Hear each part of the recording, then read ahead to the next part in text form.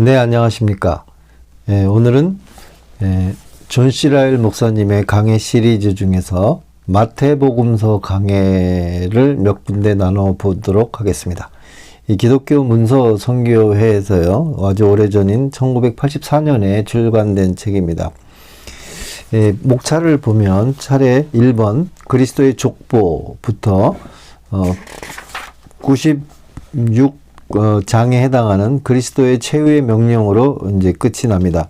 오늘은 어느 분의 요청으로 인해서 열처녀의 비유와 달란트 비유에 대해서 함께 나누어 보도록 하겠습니다.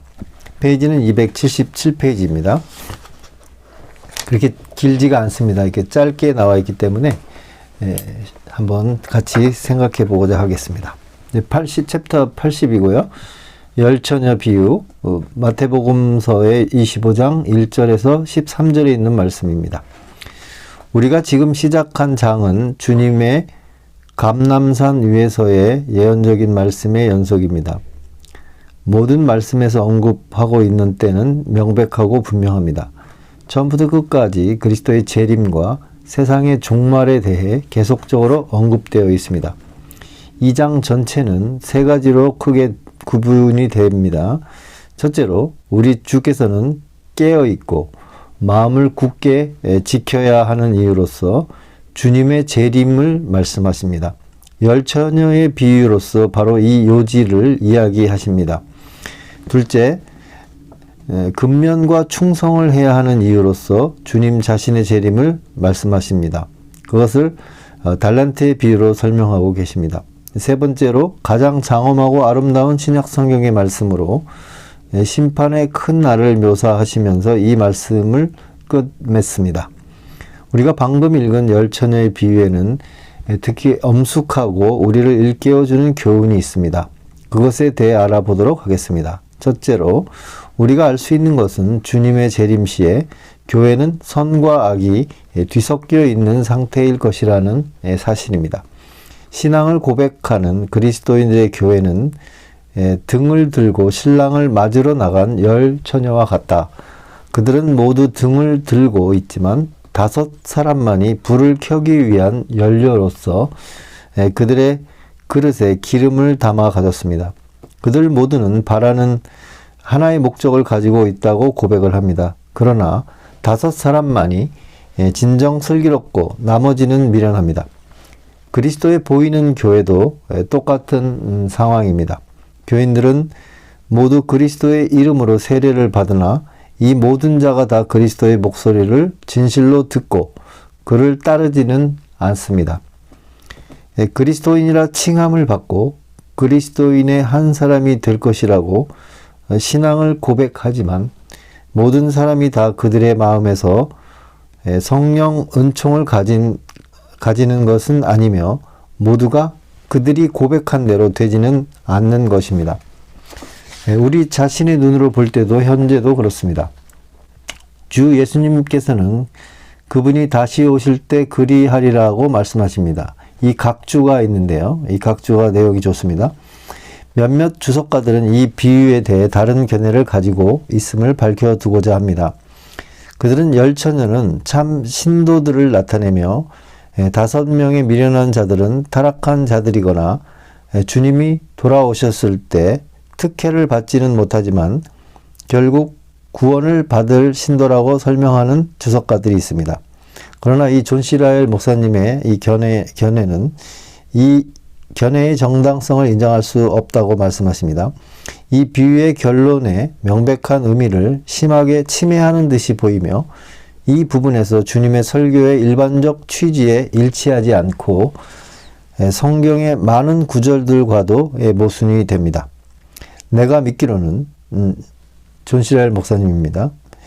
열처녀는 지상의 기독교회를 구성하는 두 개의 부류입니다. 크게 나누어 보면 회심한 자와 회심하지 않은 자, 거짓으로 신앙을 고백하는 자와 참 그리스도인, 위선자와 진정한 신앙인, 미련한 건축자와 슬기로운 건축자, 상한 고기와 신선한 고기, 죽어있는 자와 살아있는 자, 가라지와 알곡, 밀이라는 이 두 부류입니다. 이러한 견해는 새로운 것도 특이한 것도 아니며 이 해석은 대체로 다음 아래의 주석가들에 의해서 고수되고 있습니다. 블링거나 블렌티우스, 갈터, 펠리칸, 베자, 페루스, 파레우스, 피스카토, 머스쿨루스, 레이, 박스터, 캐스넬, 풀, 만톤, 헨리, 버킷, 다트리치, 질, 스코트 등입니다. 이미 이런 분들이 이 존 시라엘 목사님의 견해를 지지하고 있다는 것이죠. 자, 이 설명에 주의해 보도록 하겠습니다. 그것은 소박한 묘사입니다. 우리가 설교하고 기도하고 신방하고 가르치고 선교를 하고 국내에서 전도를 하는 등 온갖 수단을 다 동원한다 해도 결국 많은 사람들이 죄로 죽어가게 될 것입니다. 인간 본성의 사악함과 불신에 대해서 우리는 좀 더 많이 연구를 해야 할 것입니다. 둘째로 예수님의 재림은 그것이 언제 일어나든지 간에 불시에 나타난다는 것을 알 수 있습니다. 이 비유에는 매우 독특한 방법으로 이 진리가 나타나고 있습니다. 한밤중에 처녀들이 꾸벅꾸벅 졸거나 잠잘 때 보라 신랑이로다 맞으러 나오라는 소리가 난 것입니다. 예수님께서 세상에 오실 때에도 꼭 그와 같을 것입니다. 그리스도께서는 대부분의 인류가 전혀 믿음이 없고 예비되어 있지 않음을 보실 것이고 주님의 신자의 대부분도 졸거나 영혼이 태만한 상태에 있는 것을 보시게 될 것입니다. 도시나 시골에서도 지금과 똑같이 사업이 계속될 것이고 정치, 무역, 그 다음에 농사, 매매, 쾌락 추구도 여전히 인간의 마음을 이끌 것입니다.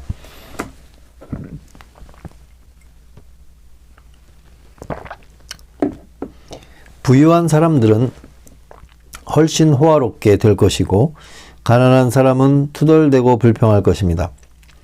교회는 분열이 가득하고 사소한 일로 논쟁하고 신학적 논쟁도 여전히 맹렬할 것입니다. 목사들은 사람들에게 여전히 회개하라고 외칠 것이고 회중들은 여전히 결단의 날을 뒤로 연기할 것입니다. 이 모든 와중에서 주 예수님은 친히 갑자기 나타나실 것입니다. 누구도 생각하지 못한 시간에 놀란 세계는 그들이 하던 일을 멈추고 참된 왕 앞에 서도록 명령을 받게 될 것입니다. 이런 생각에는 무언가 형언할 수 없는 두려움이 있습니다. 그러나 그렇게 기록되어 있으니 그렇게 이루실 것입니다. 한 목사가 임종시에 우리는 한 사람도 잠들어 있어서는 안 된다라고 말한 것은 당연한 것입니다. 셋째로 우리는 주님이 오셨을 때 많은 사람들이 구원의 종교의 가치를 너무 늦게 알 것이라는 것을 알 수 있습니다. 이 비유에서 신랑이 왔을 때 미련한 자들이 슬기 있는 자들에게 우리 등불이 꺼져가니 너의 기름을 좀 나눠달라고 하고 있습니다.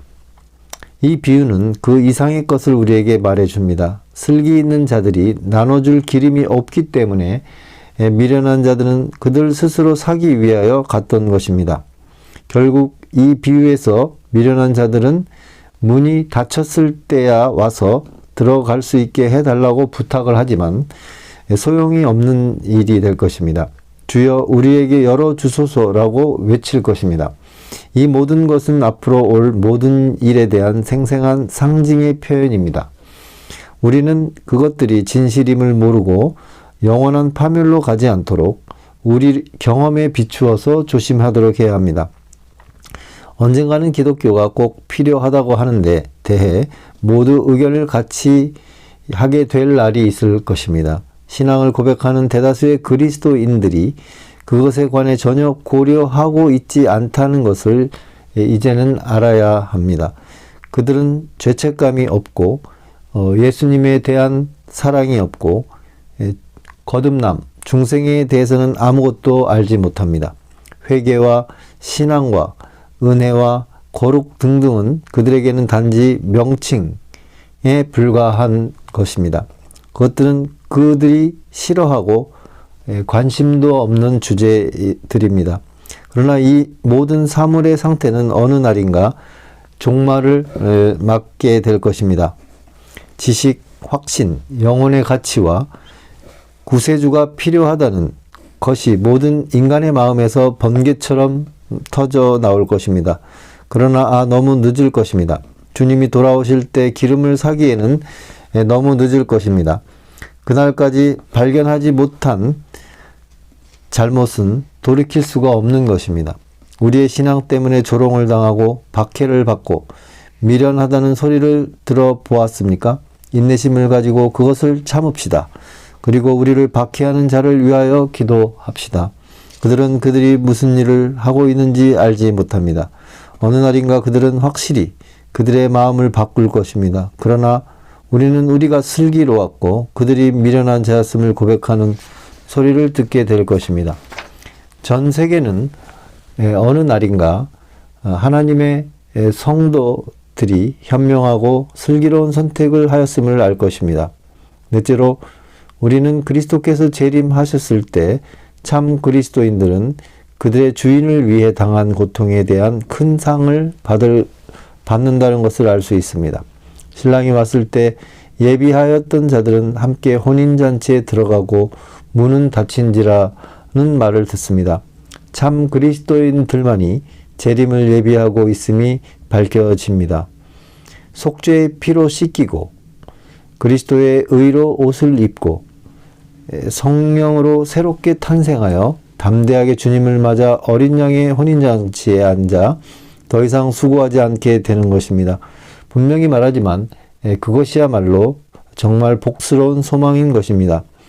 그들은 자기들을 사랑하고 그의 몸을 주시고 용서해 주시고 이 땅에서의 순례의 길을 도와주셨던 그분, 곧 그들이 비록 연약할지라도 많은 눈물을 흘리면서 잠되게 사랑하고 이 땅에서 충성스럽게 순종하였던 그 주님과 함께 영원히 있게 될 것입니다. 분명히 말하지만 그것이야말로 정말 복스러운 소망인 것입니다. 드디어 모든 고통과 슬픔, 심술궂고 사악한 세상과 유혹하는 악마와 의심과 공포의 문은 닫힐 것이고 다시는 열리지 않을 것입니다. 분명히 말하지만 그것이야말로 정말 복스러운 소망인 것입니다. 이 사실들을 기억하도록 합시다. 이것들은 깊이 생각할 만한 가치가 있으며 믿는 자는 시련을 갖기에 마련이지만 그에게는 풍부한 위안이 준비되어 있습니다. 고통의 밤이 지나면은 기쁨의 아침이 오게 될 것입니다. 그리스도께서 오시는 날 그 모든 것을 보상해 주실 것입니다. 이 비유의 공부를 마치기 전에 확고한 결심을 하도록 합시다. 그리고 우리 마음속에 내재하는 은혜 가운데 단 한 가지라도 결핍된 것이 있다면 만족하지 말도록 합시다. 그리스도인이라는 이름과 신앙 고백과 기독교의 의식들은 다 좋은 것이지만 그것들만 가지고는 충분하지가 못합니다. 우리가 우리 가슴에 성령의 기름을 가지고 있다는 것을 알 때까지 결코 멈추어서는 안 되겠습니다.